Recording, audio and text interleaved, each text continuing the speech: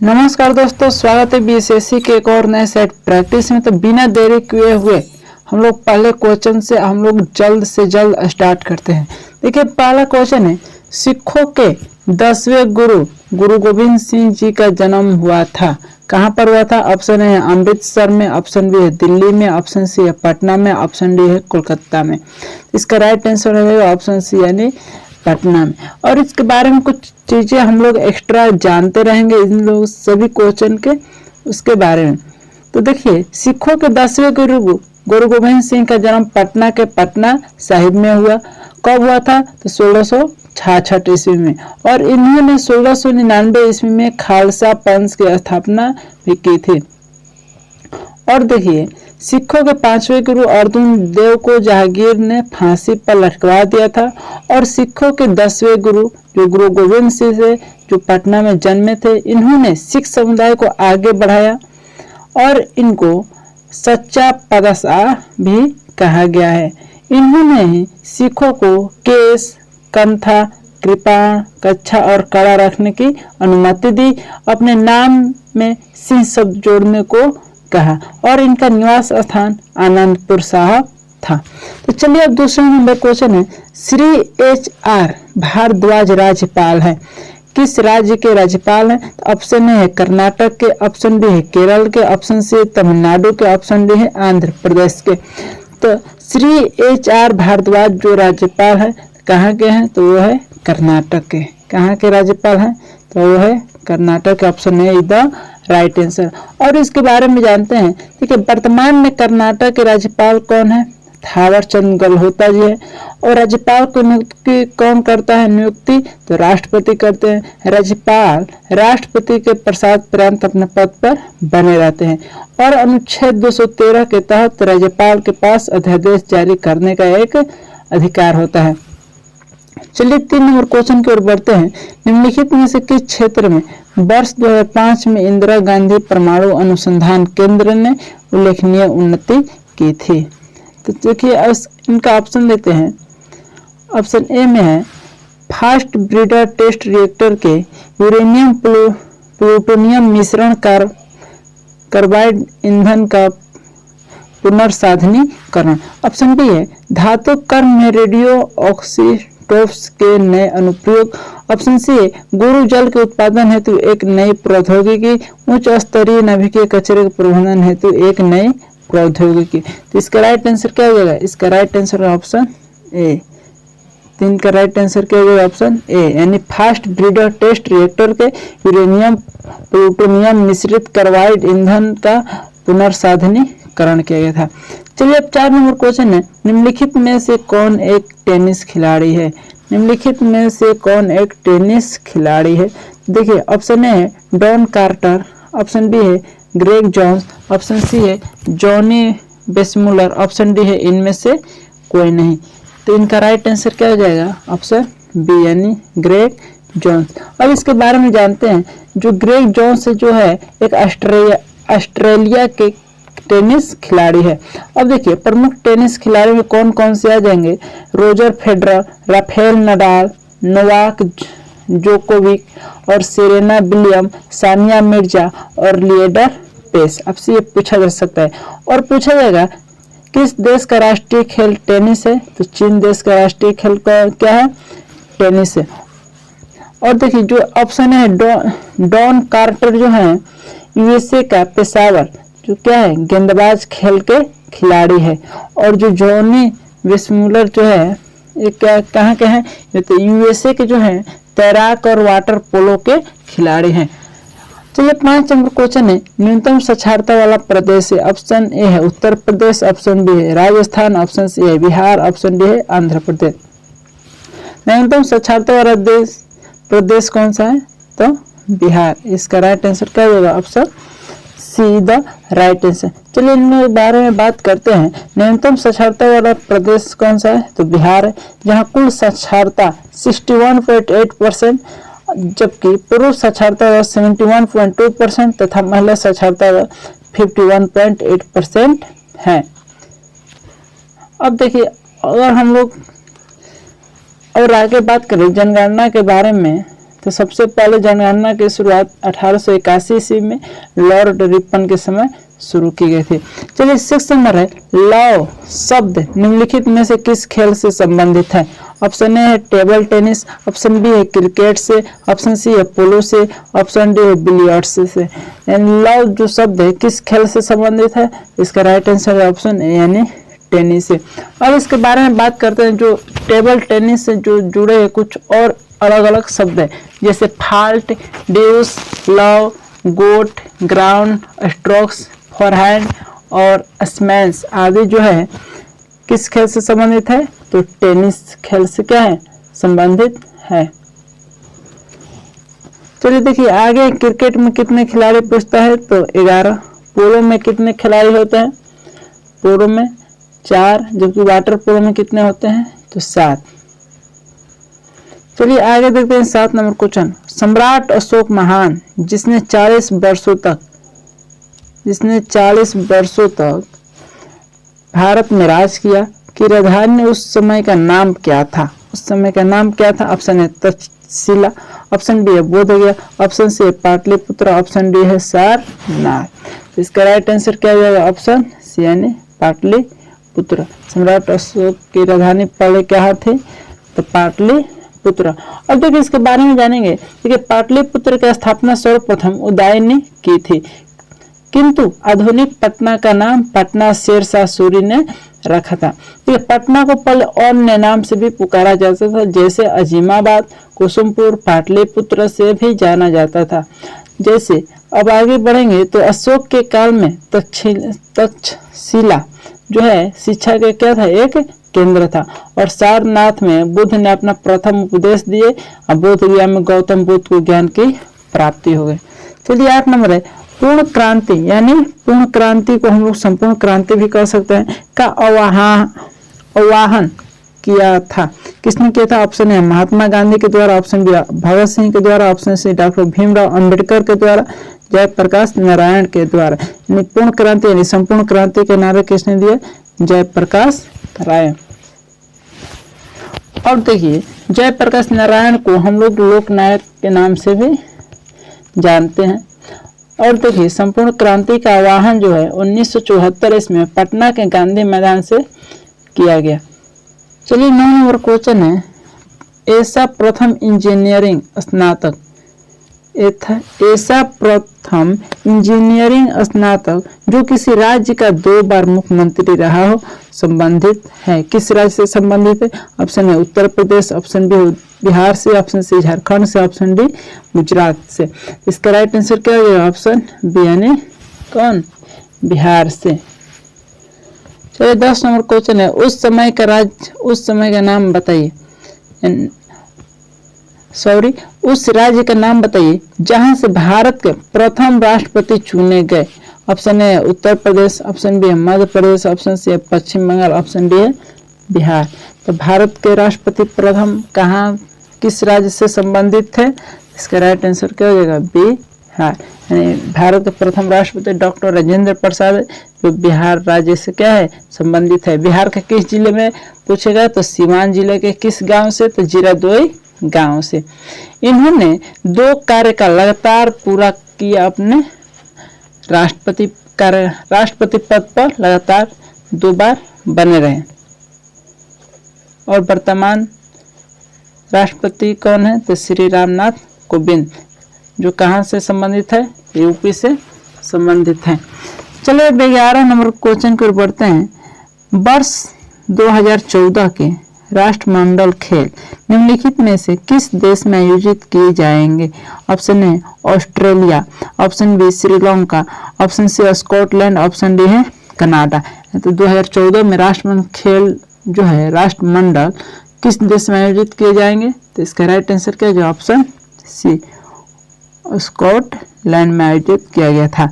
12 number है, 1946 ईस्वी में गठित अंतरिम सरकार में राजेंद्र प्रसाद किस विभाग के मंत्री थे?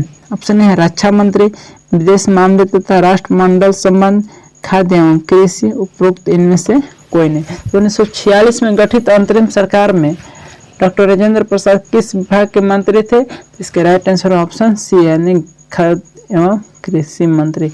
खाद्य एवं कृषि मंत्री। और इसके बारे में हम बात करें तो देखिए, पंडित जवाहरलाल नेहरू थे जो विदेशियों राष्ट्रमंडल से संबंध रखते थे। सरदार वल्लभ भाई पटेल से उनको किस विभाग से कार्य मिला, तो गृह विभाग, सूचना तथा प्रसारण विभाग। बलदेव सिंह जो थे रक्षा मंत्री थे। राजेंद्र प्रसाद थे जो खाद्य एवं कृषि मंत्री थे।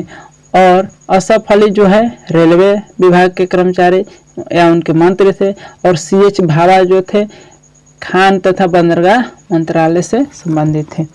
चलिए अब 13 नंबर क्वेश्चन है, वृंदावन गार्डन स्थित है। वृंदावन गार्डन स्थित है। बहुत ही शानदार क्वेश्चन लेकर आया है। वृंदावन गार्डन स्थित है। ऑप्शन ए मथुरा में, ऑप्शन बी मनाली में, ऑप्शन सी मैसूर में, ऑप्शन डी मोहाली में। तो इसका राइट आंसर क्या हो जाएगा, ऑप्शन सी यानी मैसूर में। वृंदावन गार्डन कहाँ पर स्थित है, तो मैसूर में। अब देखिए इसके बारे में आगे बात करते हैं। यह जो उद्यान है कावेरी नदी पर बने कृष्ण सागर बांध के क्या है, निकट है। और इस उद्यान की जो स्थापना है 1927 से 1932 ईस्वी के मध्य हुआ। चलिए 14 नंबर, दुनिया का नवीनतम देश कौन सा है। दक्षिणी सूडान गणतंत्र, बेलारूस, अजरबैजान, बहरीन। तो नवीनतम देश कौन सा है, इसका राइट आंसर हो जाएगा दक्षिणी सूडान गणतंत्र। चलिए आगे देखते हैं, यह कौन सा देश बना, यूएनओ का 193वां देश है। 193वां नंबर पर यूएनओ में शामिल हुआ है। चलिए 15 नंबर, उस राज्य का नाम बताइए जहां से अधिकतम संख्या में केंद्रीय रेलवे मंत्री बने। ऑप्शन ए है Uttar Pradesh, option B Bihar, option C Maharashtra, option D है आंध्र प्रदेश। तो इसका राइट आंसर क्या हो जाएगा, Bihar is the right answer, option D हो जाएगा। अब देखिए इसके बारे में बात करें तो वर्तमान में जो रेलवे मंत्री है अश्विनी वैष्णव है। बिहार में कुल 8 रेल मंत्री हुए हैं, जो कौन कौन है, तो जगजीवन राम, राम सुभग सिंह, ललित नारायण मिश्रा, केदार पांडे, जॉर्ज फर्नांडिस, रामविलास शर्मा भी थे, नीतीश कुमार थे और लालू यादव थे। चलिए आगे है 16 नंबर क्वेश्चन, इच्छा मृत्यु को कानूनी रूप देने वाला पहला देश निम्नलिखित में से कौन सा है। 16 नंबर क्वेश्चन है। ऑप्शन ए है Australia, option B Switzerland, option C Netherland, option D है कनाडा। इसका राइट आंसर क्या होगा, नीदरलैंड। नीदरलैंड एक ऐसा देश है जो इच्छा मृत्यु को कानूनी रूप दे दिया है। देखिए कानूनी रूप कब प्रदान किया, तो 2002 ईस्वी में। चलिए 17 नंबर है, वैश्विक तापमान के बढ़ने की समस्या से निपटने के लिए अपने लोगों पर कार्बन कर लगाए जाने का प्रस्ताव पास करने वाला विश्व का पहला देश निम्नलिखित में से कौन सा है। तो कार्बन कर लगाने वाला जो विश्व का पहला देश कौन सा है, तो इसका राइट आंसर क्या हो जाएगा, न्यूजीलैंड। जैसे पिछले वीडियो में भी का टैक्स यानी कार्बन टैक्स लगाने वाला प्रथम देश कौन था, तो न्यूजीलैंड। वहीं सेम टू सेम क्वेश्चन यहाँ पर थोड़ा घुमा फिरा कर आपको दिया गया, तो इसका राइट आंसर क्या हो जाएगा, न्यूजीलैंड। चलिए 18 नंबर क्वेश्चन, निम्नलिखित में से कौन सा आयोग, निम्नलिखित में से कौन सा आयोग सर्वप्रथम भारत के संविधान की किसी धारा के अंतर्गत किसी निश्चित प्रावधान के अनुपालन में स्थापित किया गया है, अनुपालन में स्थापित किया गया है। ऑप्शन ए विश्वविद्यालय अनुदान आयोग, ऑप्शन बी है राष्ट्रीय मानव अधिकार आयोग, ऑप्शन सी है चुनाव आयोग, ऑप्शन डी है केंद्रीय सतर्कता आयोग। इसका राइट आंसर क्या हो जाएगा, इसका राइट आंसर है ऑप्शन सी यानी चुनाव आयोग। देखिए अगर आगे इस चुनाव आयोग के बारे में पढ़ते हैं, देखिए चुनाव आयोग जो है संवैधानिक निकाय है जिनका वर्णन भारतीय संविधान के अनुच्छेद 324 से 329 तक की गई है। अब देखिए निर्वाचन आयोग की स्थापना कब हुई, तो 25 जनवरी 1950 ईस्वी को किया गया था। चलिए आगे 19 नंबर क्वेश्चन है, केंद्रीय जल एवं विद्युत स्रोत केंद्र कहाँ स्थित है। ऑप्शन ए है खड़गवासला में, सिलेरू में, जामनगर में, श्रीशैलम में। तो केंद्रीय जल विद्युत स्रोत केंद्र कहाँ पर स्थित है, तो इसका राइट आंसर क्या हो जाएगा, ऑप्शन ए यानी खड़गवासला में स्थित है। चलिए 20 नंबर क्वेश्चन है, 20 नंबर, निम्नलिखित में से कौन सा देश आसियाना का सदस्य नहीं है। निम्नलिखित में से कौन सा देश आसियाना का सदस्य नहीं है? आसियाना जो एक सदस्य देशों का संगठन है। ऑप्शन ए है Vietnam, option B Brunei Darussalam, option C है बांग्लादेश, ऑप्शन डी है म्यांमार। इसका राइट आंसर क्या हो जाएगा? ऑप्शन सी यानी बांग्लादेश। 21 नंबर क्वेश्चन है विश्व आर्थिक फोरम की वार्षिक बैठक का स्थल दावोस कहाँ पर स्थित है? तो दावोस कहाँ पर स्थित है? तो इसका राइट आंसर क्या हो जाएगा? Option C. देखते हैं ऑप्शन ए में है फ्रांस में, ऑप्शन बी है जर्मनी में, ऑप्शन सी है स्विट्जरलैंड, ऑप्शन डी है लग्जमबर्ग। तो इसका राइट आंसर कहाँ हो जाएगा? तो स्विट्जरलैंड में। और क्वेश्चन की ओर बढ़ते हैं। निम्नलिखित में से कौन एक हिंदुस्तानी शास्त्रीय गायक है? ऑप्शन ए है गीता चंद्रन, ऑप्शन बी है लीला सैमसन, ऑप्शन सी है गंगूबाई हंगल, ऑप्शन डी है स्वप्न सुंदरी। तो हिंदुस्तानी शास्त्रीय गायक निम्न में से कौन है? इसका राइट आंसर क्या हो जाएगा? गंगूबाई हंगल। 23 नंबर क्वेश्चन है 1857 की क्रांति में निम्नलिखित में से किसे एक मित्र द्वारा धोखा मिला, ब्रिटिश द्वारा पकड़ा गया तथा मार दिया गया? ऑप्शन ए है नाना साहिब, ऑप्शन बी है कुंवर सिंह, ऑप्शन सी है खान बहादुर खान, ऑप्शन डी है तट्या टोपे। इसका राइट आंसर क्या हो जाएगा? ऑप्शन डी यानी तट्या टोपे। और इसके बारे में बात करें तो यह जो है घटना 1857 की क्रांति से संबंधित है, जिसमें नवराज के राजा मान सिंह के विश्वघात के कारण तत्या टोपे को 1859 को बंदी बनाया गया और 18 अप्रैल 1859 को इन्हें मृत्यु दे दिया गया। और देखिए 1857 की क्रांति में जगदीशपुर से जो वीर कुंवर से क्या लड़ रहे थे। 24 नंबर निम्नलिखित में से किन देशों के समूह से भूमध्य रेखा गुजरती है? ऑप्शन है ब्राजील, जिम्बाब्वे तथा मलेशिया, कोलंबिया, केन्या तथा इंडोनेशिया।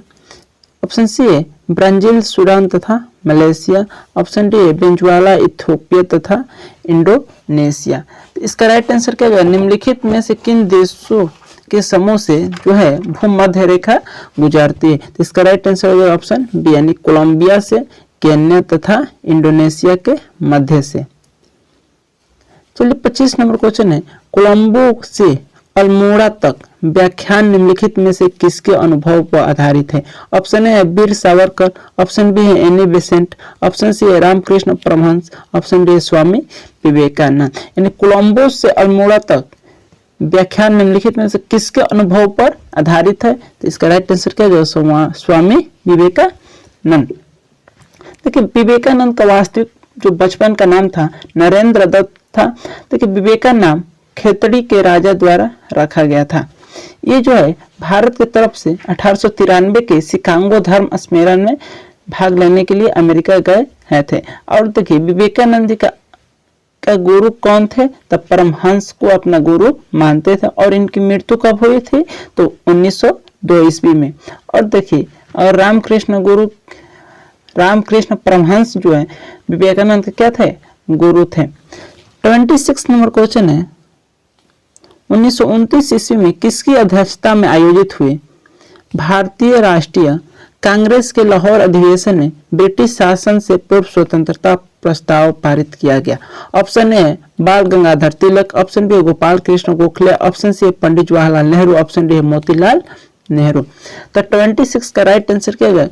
पूछ रहा है कि 1929 में किसकी अध्यक्षता में आयोजित हुए भारतीय राष्ट्रीय कांग्रेस के लाहौर अधिवेशन में ब्रिटिश शासन से पूर्व स्वतंत्रता का प्रस्ताव पारित कर दिया गया था? तो किसने की थी? पंडित जवाहरलाल नेहरू ने। 27 नंबर क्वेश्चन है नीचे दी गई प्रमुख घटनाओं का सही तिथि क्रम क्या है? अब देखिए SLV 3 लंच, तो SLV 3 लंच कब किया गया था? तो 1980 ईस्वी में। कब किया गया था? तो 1980 ईस्वी में। 1980 ईस्वी में। बांग्लादेश कब बना था? तो बांग्लादेश कब बना था? तो दिसंबर 1971 ईस्वी में। सिक्किम भारत का 22वां राज्य कब बना था? तो सिक्किम जो है भारत का 22वां राज्य 1975 ईस्वी में बना था। पोखरण 1 परीक्षण कब हुआ था? तो पोखरण 1 परीक्षण 1974 ईस्वी में हुआ था। तो इसका राइट आंसर क्या हो जाएगा? 74 का राइट आंसर क्या हो जाएगा? Option A the right answer. चलिए अब 28 नंबर क्वेश्चन है, वैज्ञानिक तथा औद्योगिक अनुसंधान परिषद के अध्यक्ष कौन है? ऑप्शन है भारत का राष्ट्रपति, भारत का उपराष्ट्रपति, भारत का प्रधानमंत्री, केंद्रीय मंत्री विज्ञान एवं प्रौद्योगिकी। यानी बोल रहे कि वैज्ञानिक तथा औद्योगिकी अनुसंधान परिषद के अध्यक्ष कौन है? तो इसका राइट आंसर क्या हो जाएगा? भारत का जो है प्रधानमंत्री क्या है? और वैज्ञानिक तथा औद्योगिकी अनुसंधान परिषद का अध्यक्ष है। 29 क्वेश्चन है, ओलंपिक खेल में किस खेल के लिए बैल बारकर कप प्रदान किया जाता है? ऑप्शन ए है तैराकी, ऑप्शन बी है मुक्केबाजी, ऑप्शन सी है लंबी कूद, ऑप्शन डी है ऊंची कूद। यानी किस खेल के लिए बैल बारकर कप प्रदान किया जाता है? तो इसका राइट आंसर क्या हो जाएगा? Option be the right answer, यानी मुक्केबाजी से।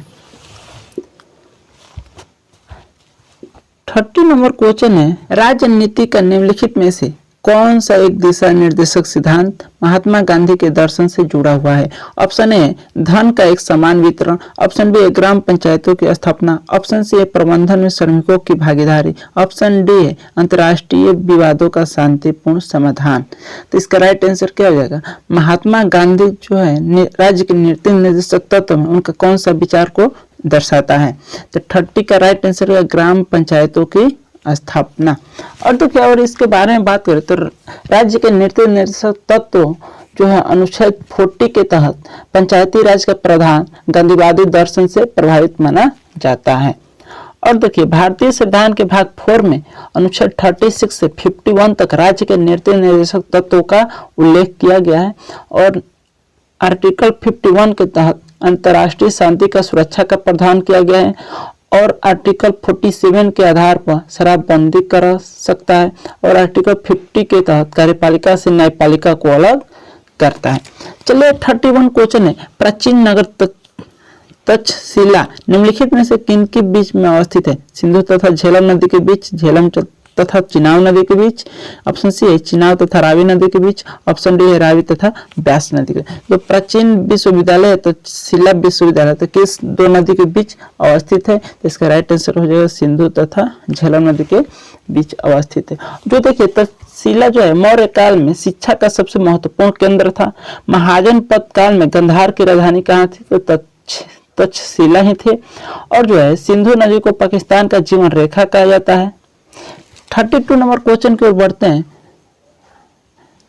चीनी तीर्थयात्री ह्वेनसांग ने भारत का भ्रमण किया। ऑप्शन ए अशोक के शासनकाल में, ऑप्शन बी चंद्रगुप्त मौर्य के शासनकाल में, ऑप्शन सी हर्षवर्धन के शासनकाल में, ऑप्शन डी चंद्रगुप्त द्वितीय के शासनकाल में।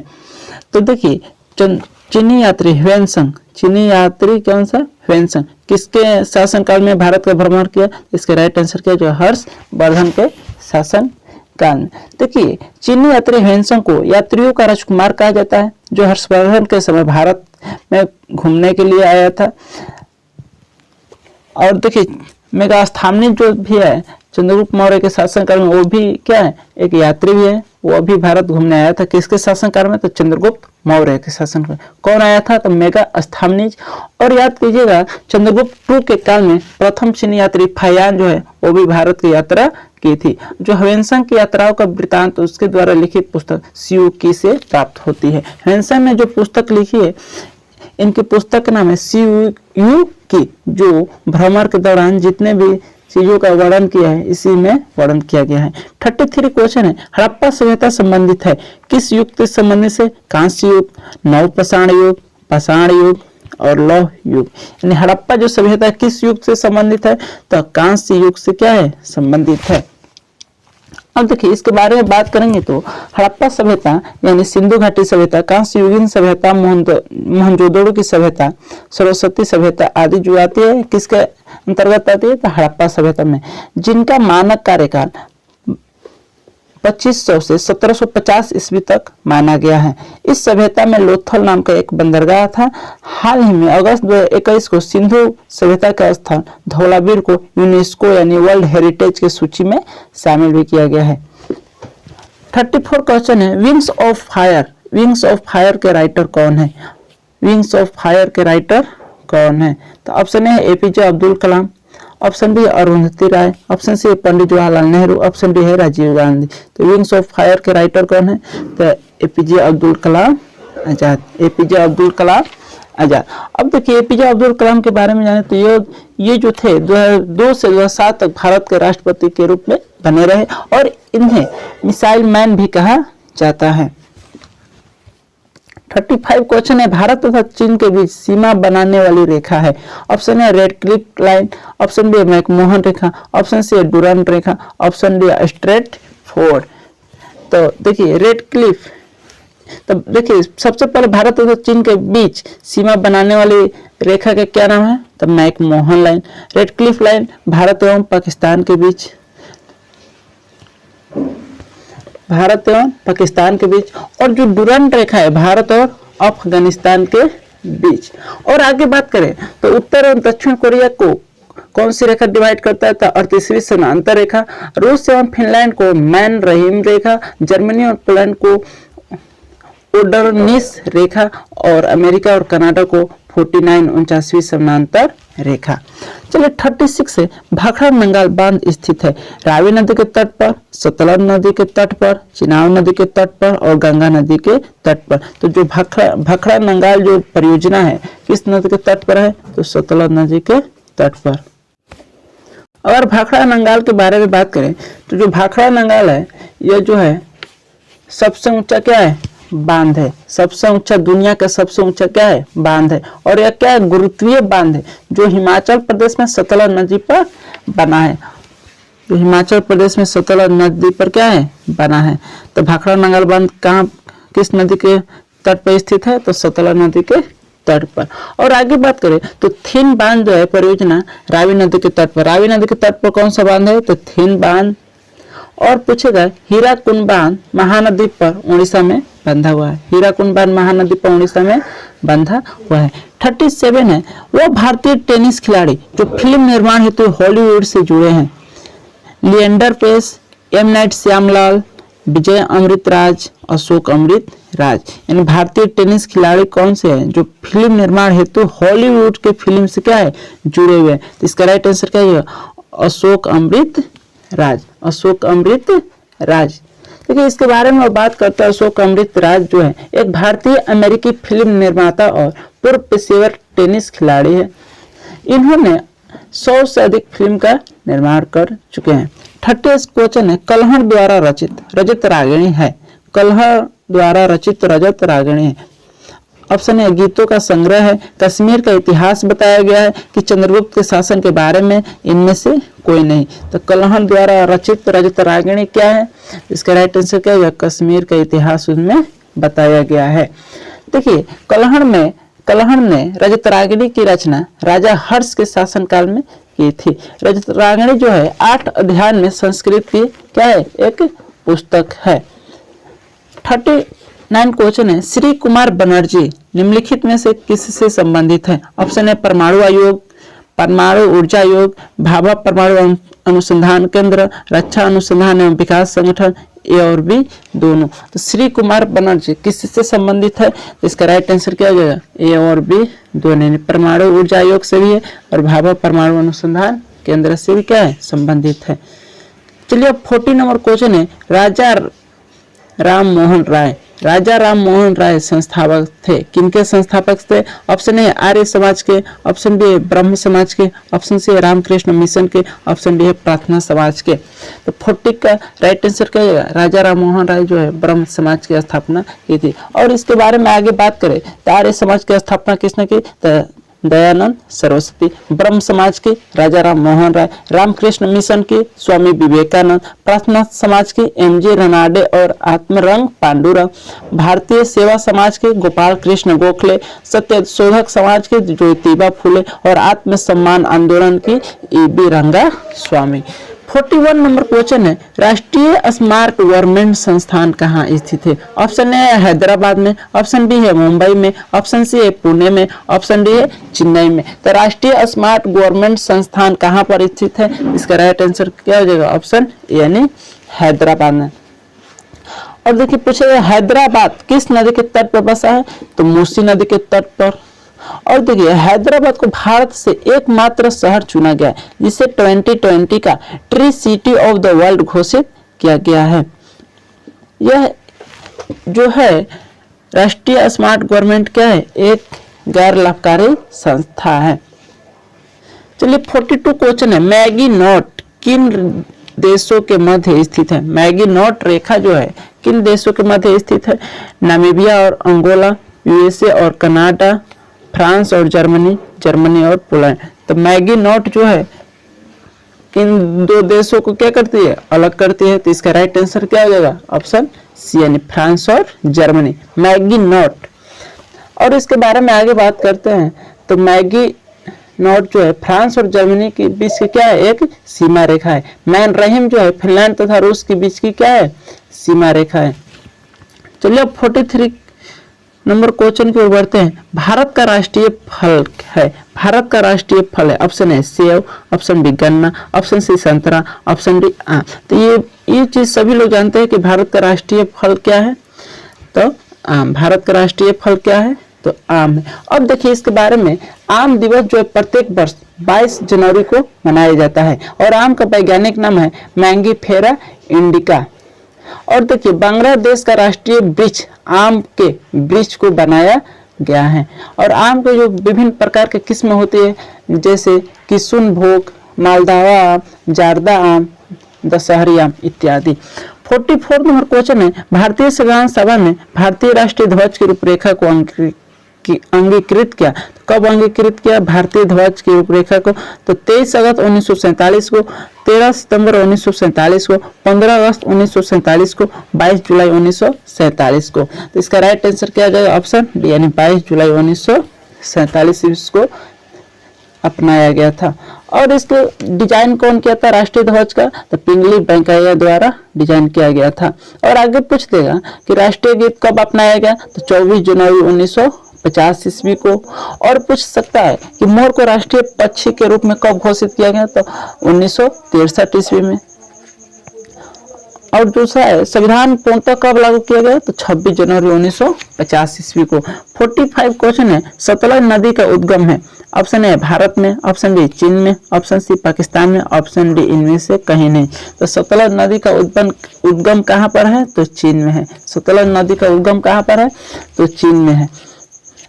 देखिए जो सतलज नदी है इनका उद्गम चीन यानी तिब्बत के क्षेत्र से मानसरोवर झील के पास राक सलाल से होती है। सतलज नदी की कुल लंबाई 1500 किलोमीटर है, जो सिंधु की क्या है, एक सहायक नदी है। 46 नंबर क्वेश्चन है, निम्नलिखित में से कौन सा विद्रोह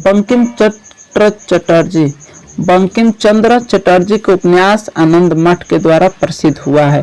ऑप्शन ए भील विद्रोह, ऑप्शन बी है रंगपुर तथा दीना विद्रोह, ऑप्शन सी है विष्णुपुर तथा बीरभूम विद्रोह, ऑप्शन डी है सन्यासी विद्रोह। इसका राइट आंसर क्या हो जाएगा, तो सन्यासी विद्रोह जो है बंकिम चंद्र के चटर्जी के उपन्यास से यानी आनंद मठ से क्या हुआ, यह जो विद्रोह है वह प्रसिद्ध हुआ यानी सामने आया। अब देखते हैं जो सन्यासी विद्रोह है कब से कब तक हुआ था, तो 1763 ईस्वी से 1800 ईस्वी तक हुआ। किस क्षेत्र में हुआ, तो बांग्लादेश यानी ढाका, रंगपुर तथा मैमनपुर के क्षेत्रों में हुआ था। और नील विद्रोह कब हुआ था, तो 1859 से 60 ईस्वी के बीच यानी बंगाल के नदिया जिला से ज्यादा सक्रिय रहा है। चलिए 47 है, भारतीय राष्ट्रीय गान पहली बार गाया गया। भारतीय राष्ट्रीय गान पहली बार कब गाया गया, तो इसका राइट आंसर क्या जाएगा, 1911 ईस्वी में। अब इसके बारे में बात करते हैं तो भारतीय राष्ट्रगान जो है पहली बार 1911 के कलकत्ता अधिवेशन में बिशन न्यायाधर की अध्यक्षता में क्या किया गया, गाया गया। चलिए 48 नंबर क्वेश्चन की ओर बढ़ते हैं। 48 नंबर क्वेश्चन है, 48 नंबर है, निम्नलिखित में से कौन सा कथन सत्य नहीं है। ऑप्शन ए महानदी का उद्गम छत्तीसगढ़ में, गोदावरी नदी का उद्गम महाराष्ट्र में, कावेरी नदी का उद्गम आंध्र प्रदेश में, ताप्ती नदी का उद्गम मध्य प्रदेश में। तो निम्नलिखित में से बोला कौन सा कथन जो है सत्य नहीं है, तो इसका राइट आंसर क्या है, कावेरी नदी का उद्गम आंध्र प्रदेश में। ये वाला जो है ये ऑप्शन क्या है, गलत है। जबकि कावेरी नदी का उद्गम जो है कर्नाटक के कुर्ग जिले क्या है, कुर्ग जिले से हुई है यानी ब्रह्मगिरी के पहाड़ी से। और पूछ देगा कौन सी नदी कर्क रेखा को 2 बार काटती है, तो माही नदी हो जाएगा। और जो नासिक जो है गोदावरी नदी के तट पर क्या है स्थित है। और भ्रंश घाटी से होकर बहने वाली नदी कौन कौन सी है, तो तप्ती तथा नर्मदा नदी। और पूछेगा भारत से अरब सागर में गिरने वाली सबसे बड़ी या लंबी नदी कौन सी है, तो नर्मदा। ऑप्शन 49 नंबर क्वेश्चन है, भारत में श्वेत क्रांति के जनक माने जाते हैं। भारत में श्वेत क्रांति के जनक माने जाता है तो doctor V Kurien. Doctor V Kurien is the right answer हो जाएगा। और आगे देखते हैं अगर प्रमुख क्रांति तथा उनका संबंध के बारे में, तो लाल क्रांति का संबंध किससे है, टमाटर मांस उत्पादन। रजत क्रांति अंडा उत्पादन। अमृत क्रांति नदी जोड़ो परियोजना। श्वेत क्रांति दूध उत्पादन। भूरी क्रांति उर्वरक उत्पादन। और नीली क्रांति मत्स्य उत्पादन। और गुलाबी क्रांति जो है झींगा मछली उत्पादन प्याज उत्पादन से क्या है संबंधित है। 50 नंबर क्वेश्चन है, भारत में हरित क्रांति के जनक किसे कहा जाता है। भारत में हरित क्रांति का जनक किसे कहा जाता है, 50 का राइट आंसर हो जाएगा MS स्वामीनाथन। और पूछेगा श्वेत क्रांति के जनक किसे कहा जाता है, तो डॉक्टर बी कुरियन को। हरित क्रांति का जनक किसे कहा जाता है, तो M स्वामीनाथन। और पूछो पूरे विश्व में हरित क्रांति के जनक कौन है, तो नॉर्मन बोरलॉग हो जाएगा। अब पूछता है हरित क्रांति जो है किससे संबंधित है, तो फसल के उत्पादन से, जिसमें गेहूं तथा चावल के उत्पादन पर काफी जोर दिया गया है। तो आज के इस वीडियो में हम लोग 50 क्वेश्चन को कवर कर चुके हैं। तो फिर मिलेंगे नेक्स्ट वीडियो में। आप लोग वीडियो को लाइक कर दीजिए, चैनल को सब्सक्राइब कर दीजिए ऐसे ही सेट प्रैक्टिस देखने के लिए। तो फिर मिलेंगे नए वीडियो में। जय हिंद जय भारत।